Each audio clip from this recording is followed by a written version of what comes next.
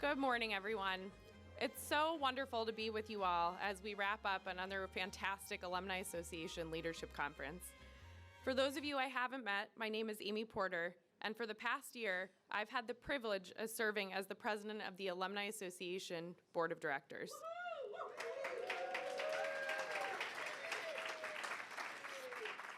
It has truly been the honor of a lifetime. As we conclude another leadership conference this morning, I'd first like to thank the fantastic Alumni Association staff for all of their incredible work this week.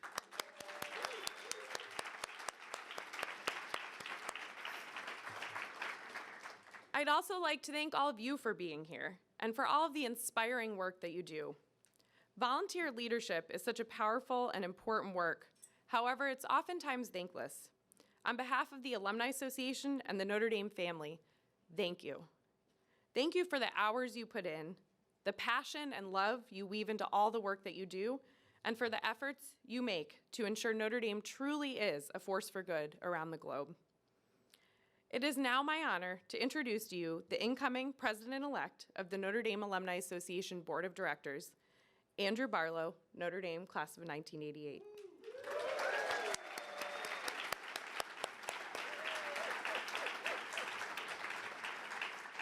Like many of you, Andrew has been a dedicated club leader and volunteer.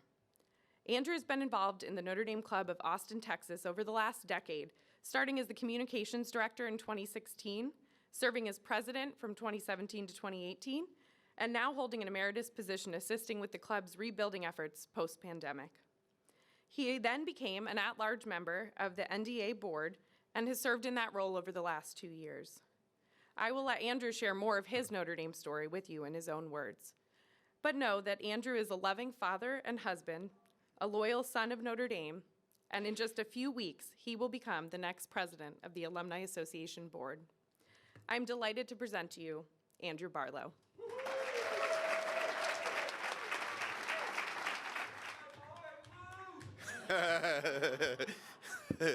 Thank you, and good morning. It's an absolute delight to be here with you today. As Amy said, it's my assignment this morning to tell my Notre Dame story. And so to get to the facts quickly, my father was a member of the class of 1948, and so his time here is represented on this poster to my left, your right, because his claim to fame is that in his years here, the Irish never lost a football game. So my birth year is represented with the 1966 national title team, and that's one of those things that I don't remember directly happening, but it ties me to the Notre Dame experience. But when I was here, lived in St. Ed's, I was Naval ROTC. Wait, St. Ed's? Can we see us?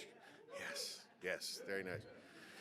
Any ROTC folks in the crowd? Very nice. Okay, good deal. So to kind of tell you, I guess, a representative element of my Notre Dame story, I'll just share with you just one vignette.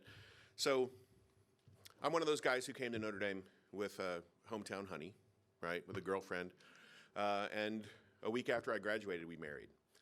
And we're still married 37 years later. So,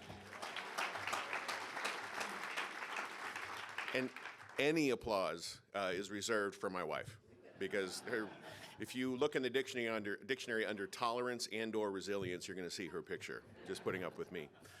So anyways, she was with child in 1994, and I was obviously delighted at the prospect of becoming a father. And so the way that I marked that, everything in my mind is a song. But, I had heard that baby doctors, and I don't mean babies that are doctors, but I mean people who study like prenatal and neonatal and all that kind of stuff, had identified the fact that babies in utero can hear what's going on outside.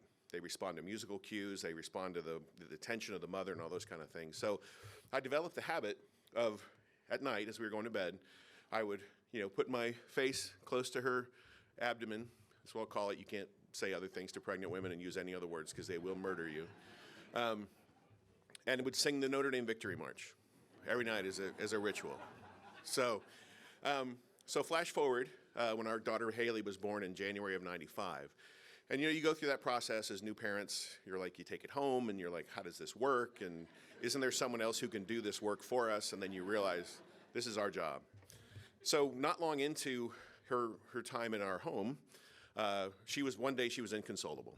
Trina tried everything, the clean diaper, the bottle, all these different things to calm her, and she was just inconsolable for whatever reason. So, as happens in marriages, she simply handed the baby to me and walked out of the room. So, what I decided to do was, well, you got to sing a lullaby, right? So let's try that. And I could have sung the Brahms lullaby, but I sang the Victory March, and instantly she stopped crying, and like a beatific smile stole across her face, and she went to sleep. And so that stuff, that Notre Dameness is in me, and to the best of my ability, it got into my kids as well. So it was a delight for me then when Haley graduated from here in 2017. So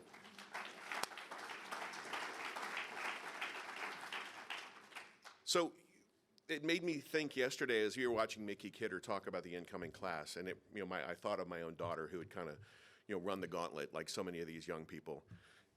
And I know Mickey was excited about her statistics and this trend here and that change there, and that's all wonderful. But the truth of the matter is what she told us is that this place is still attracting the best. This place is attracting people who are pursuing greatness and have been pursuing greatness in their lives. We attract the best athletes, the best students, the best citizens, and they come here ready to go. And they come here having been a big fish in a small pond, thinking they're ready to take on the world, and then they get humbled. So my humbling moment happened in my first week.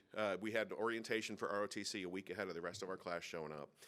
And so we're sitting in a classroom, and the naval instructor hands out forms, and we have to fill out our form, that just tells them about ourselves. And of course, it's name and serial number and blah, blah, blah. But there was a block for the SAT score. Now, I had the best SAT score in my high school, and I was very proud of that. And so then we fill out the forms, and the instructor says, please pass your forms forward.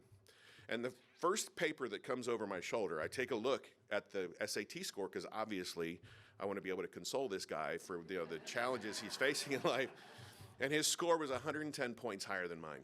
And I was like, okay, yep, the game has changed. And it's humbling, right? Because, you won the accolades, you did the things, and then you come here and you're like, oh, I'm one of many. And so I think what happens here is we follow what might sound counterintuitive to people in the business world, people who read the book by Stephen Collins, From Good to Great. And what they don't realize is that the real movement that happens here is from great to good, okay? We were all great, and I'm talking alumni, non-alumni, all the members of the Notre Dame family. We all have pursued greatness in our own way. But what this place teaches you is that it's about the good. And it's not about necessarily individual achievement, although there's many high achievers. But did you notice that every one of these pictures, almost to a person except the person in that fencing photo, it's all teams. We cherish Notre Dame football, and then you realize, oh, that's one of the lessons of this place. There's great athletes there, but until they play together, they don't get anything done. And that's a lesson from this place. And so people think, oh, it's just a football school. It's a fundamental lesson that we learn and we take out into the world. And as we start to embrace the good and we start to pursue the good, we start to realize that there's things we can do alone, but we're never going to achieve the fullness of our own purpose, and we're never going to uplift others unless we're pursuing the good, unless we're working to be the good and to share the good. And that's what happens in the Alumni Association. We go out of this place, we radiate outward into the world, and we carry the good with us, and then we grow the good. We plant the good, we foster the good, we encourage the good, we invite people into the good, and that is where our impact happens. And that is what we are all called to do as we go out of this place. And so I will tell you this, the good is not easy, right?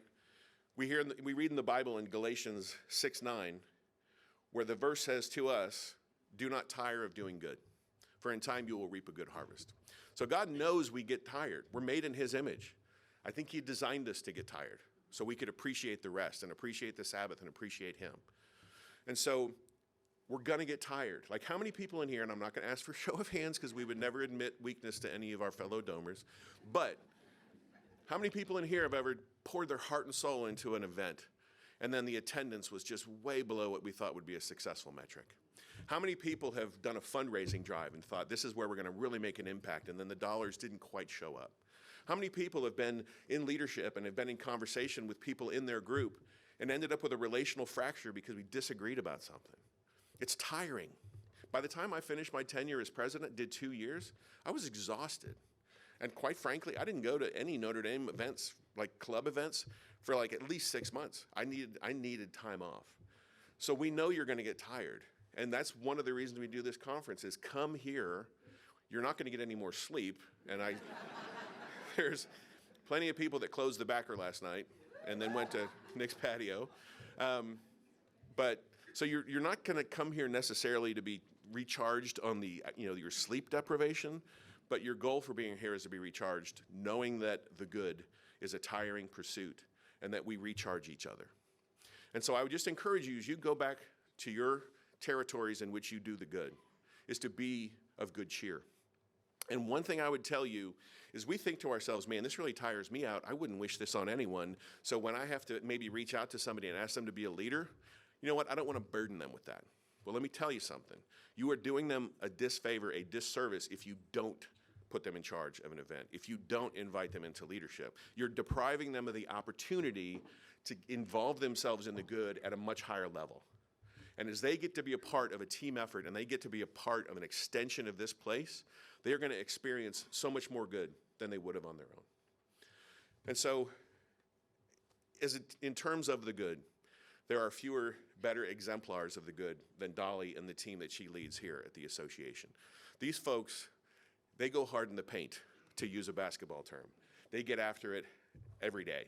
And when you see what these folks did, working through a busy year, and then doing football Fridays, and then doing a big old tailgate event and service events at every one of the playoff and the national title games, they left it all on the field.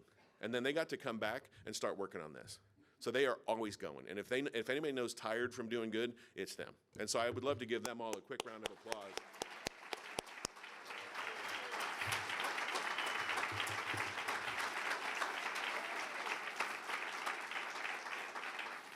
And just as I conclude, I just want to say that we all have our own Notre Dame story, but your Notre Dame story is not over, right?